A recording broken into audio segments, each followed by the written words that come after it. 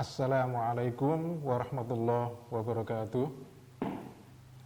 Perkenalkan, nama saya Ramadhani Syahputra, staf pengajar di program studi Teknik Elektro Fakultas Teknik Universitas Muhammadiyah Yogyakarta. Pada kesempatan ini, saya akan menjelaskan tentang teori atom. Materi teori atom ini merupakan bagian dari materi kuliah kimia teknik dan ilmu lingkungan yang diberikan di semester pertama pada program studi Teknik Elektro Fakultas Teknik Universitas Muhammadiyah Yogyakarta.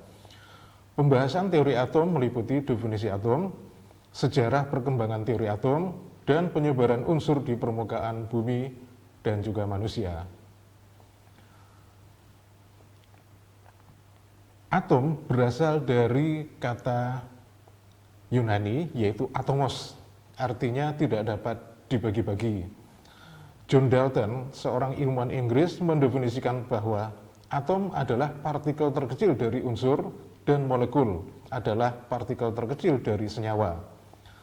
Atom terdiri dari 3 partikel dasar penyusunnya, yaitu proton, neutron, dan elektron. Proton dan neutron berada dalam inti atom yang disebut nukleus, sedangkan elektron berada dalam ruang seputar inti. Jumlah elektron menentukan sifat dari suatu benda.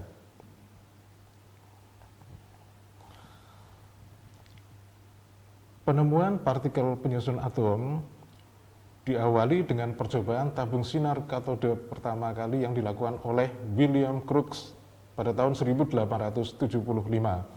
Hasil eksperimennya ditemukan bahwa seberkas sinar dari arah katode menuju anode yang disebut dengan sinar katode. Kemudian John Stoney pada tahun 1891 mengusulkan nama sinar katode tersebut yaitu dengan elektron. Dan akhirnya Joseph John Thomson pada 1897 melanjutkan eksperimen dari Crookes yaitu pengaruh medan listrik dan medan magnet dalam tabung sinar katode. Sinar katode dapat dibelokkan ke dalam kutub positif medan listrik yang membuktikan bahwa partikel bermuatan negatif dalam suatu atom. Besarnya muatan elektron ditemukan oleh Robert Andrew Millikan yaitu pada tahun 1908 melalui percobaan tetes minyak. Minyak disemprotkan ke dalam tabung yang bermuatan listrik. Akibat gaya gravitasi maka tetesan minyak mengendap. Apabila diberi muatan negatif, maka tetesan minyak tertarik ke kutub positif sehingga diperoleh muatan elektron minus 1 dan massanya adalah 0. Selanjutnya, pada tahun 1886, Eugen Goldstein melakukan eksperimen dari tabung gas yang memiliki katode yang diberi lubang-lubang dan diberi muatan listrik. Hasil eksperimen tersebut membuktikan bahwa saat terbentuk elektron yang menuju anode, terbentuk pula sinar positif yang menuju arah berlawanan melalui lubang pada katode. Setelah berbagai gas dicoba dalam tabung ini, ternyata gas hidrogenlah yang menghasilkan sinar muatan positif yang paling kecil, baik massa maupun muatannya. Sehingga partikel ini disebut dengan proton. Massa proton adalah sama dengan 1 SMA, yaitu satuan massa atom, dan muatannya proton adalah positif 1.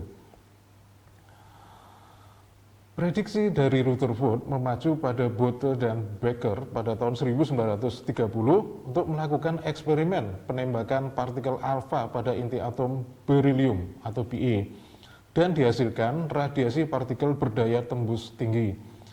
Eksperimen ini dilanjutkan oleh James Chadwick pada tahun 1932.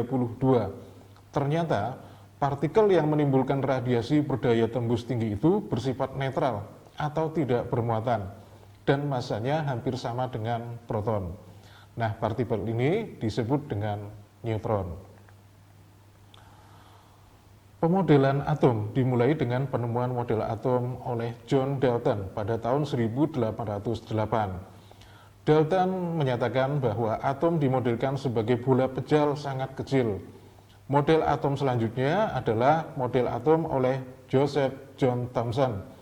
Nah, beliau menyatakan bahwa dalam atom terdapat elektron-elektron yang tersebar merata dalam bola bermuatan positif.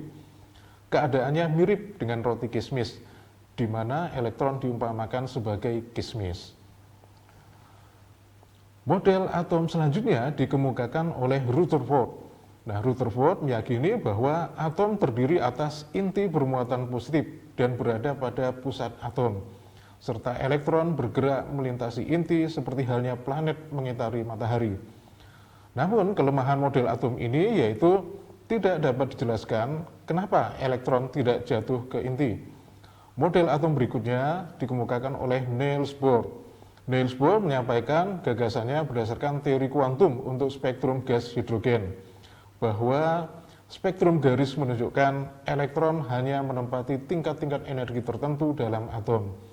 Model atom ini juga memiliki kelemahan, yaitu tidak dapat dijelaskan bagaimana atom membentuk molekul melalui ikatan kimia.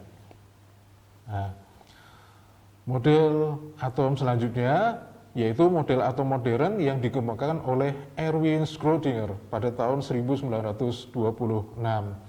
Schrödinger merumuskan persamaan gelombang untuk menggambarkan gerakan elektron pada atom yang dikenal dengan model atom modern.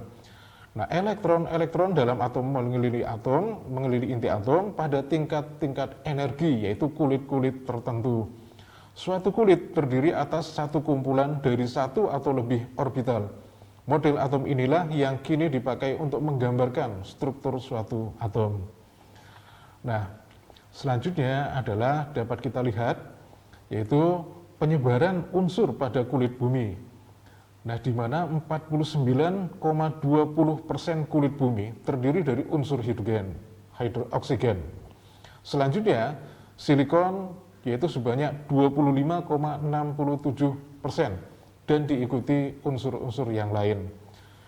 Jika kita bandingkan dengan penyebaran unsur pada tubuh manusia, maka akan terlihat bahwa 60% tubuh manusia terdiri dari oksigen, diikuti oleh karbon 18%, hidrogen 10%, dan unsur-unsur lainnya.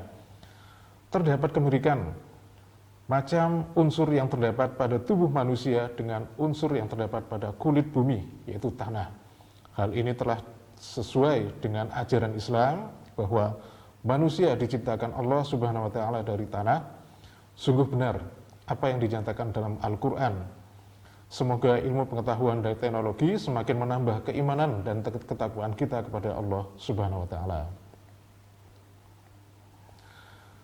Demikian penjelasan mengenai struktur atom, penemuan terkait dengan struktur atom, dan sejarah perkembangan model atom oleh para ilmuwan yang telah berjasa dalam bidang kimia dan fisika. Terima kasih pada mahasiswa atas perhatiannya. Semoga bermanfaat. Billahi taufiq wal hidayah. Assalamualaikum warahmatullahi wabarakatuh.